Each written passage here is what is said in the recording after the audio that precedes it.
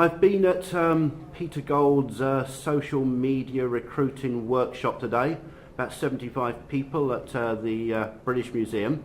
One of my old friends here is James. I'm not going to say anything about what James does because it's completely new on me, but I know it's got something to do with Twitter. So James, first of all, introduce yourself. Tell us a bit about your history, but obviously give the product a good plug as well. Okay, my name's James Mayes. You'll find me on Twitter, James_Mayes, M-A-Y-E-S.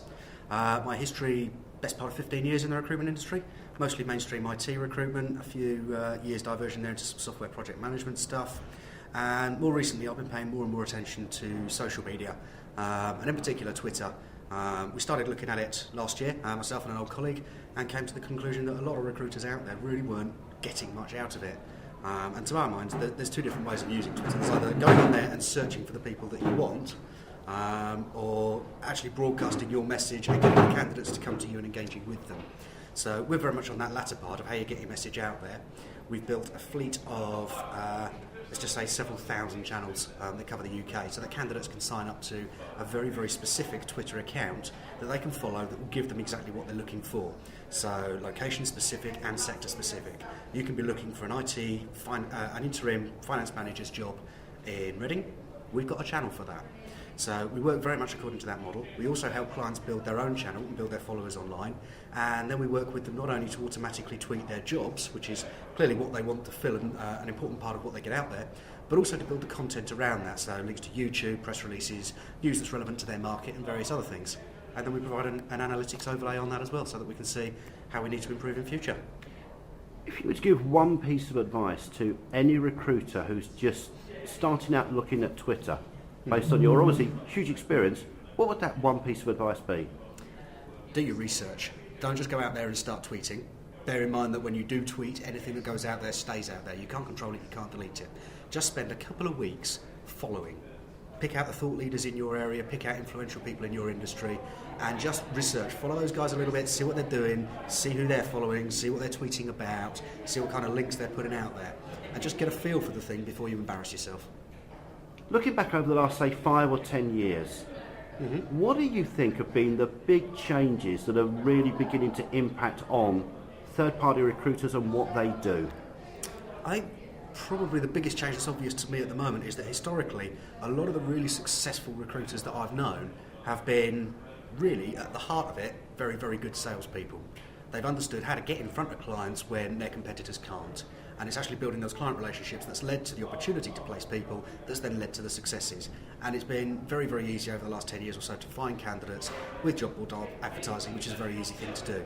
With the way social media is changing that, you've got to be more careful about how your message is crafted, more careful about where your message is seen, and it's also far more interesting to look at some of the techniques you can actually use to hunt down those people and pull them out of the organisations that they're in. So where previously it was just good sales ability could carry you an awful long way, people actually now need to put some technical intelligence behind that, and I think that's going to weed out a lot of the dirt. I think it will actually raise the level of the recruitment industry as a whole. Just want to go back to Twitter actually. Is this a toy, and I mean that in the nicest way, that big corporates can use but also an SME recruiter?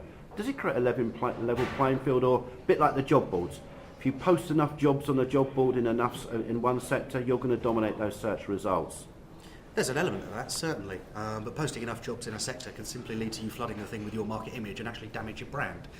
You need to be specific if you want to build good relationships with your people. I think there's other aspects to it as well. Twitter is about much more than just posting your jobs. It's about building a relationship with your candidates over the longer term. So, yes, it can level the playing field for those niche players, absolutely. But likewise, some of those bigger players have actually got the resource to create good content themselves, rather than reusing content that they're finding from other places. So it's applicable to all markets, but the different markets, the different users need to be aware of where they're best suited. Mobile recruiting.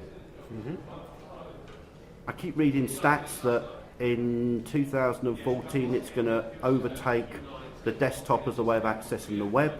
Yeah. It's hugely used by people connected with social media platforms. What's your take on mobile? Fad or future? Absolutely the future. I've got no question about that if you look at the way the data rates are going at the moment. And particularly, I saw some analysis a couple of days ago on the iPhone market. In terms of smartphones as a whole, iPhone have only got about 25% of the market at the moment. But if you look at internet traffic that's being driven from the iPhone, they've got about 70% of the mobile market, which is absolutely huge. The uptake of it is not by pure geeks, it's not by gadget fiends, it's actually really widely accepted technology. And the platforms now are at the point where they're automatically optimised for mobile almost as soon as you go out there. You look at stuff that Dave Martin's team are building, for example, and a lot of it is optimised for mobile as standard. It's actually an accepted part of what you need to do now to get your message across. So I don't think that one's going anywhere fast. I think it will actually overtake a lot of the desktop interface that people are used to. Final question, but first of all, give us the two URLs, your blog and your own business. My blog is best found via my portfolio site, which is jamesmays.me. It's about as simple as it comes. And our company homepage is tweetjobs.net. Right, my curveball question I ask this of every interview I interview. What's your top 5 LPs of all time? And I still look at them as being LPs. Oh, Christ. You need a bit more time to prepare for that one. Miles Davis, Kind of Blue. You can't beat it for those 2 a.m. moments. Exile on Main Street. Absolute classic. Nirvana, Nevermind. Takes me right back to student days. Absolutely love that album. The best of compilation from James, which absolutely just puts a spring in your step wherever you walk. Absolutely superb. One more. God, I can't think of an album name, but anything by Nina Simone. What a really great eclectic mix, and I asked this of everybody quite deliberately because there's a very definite profile around music.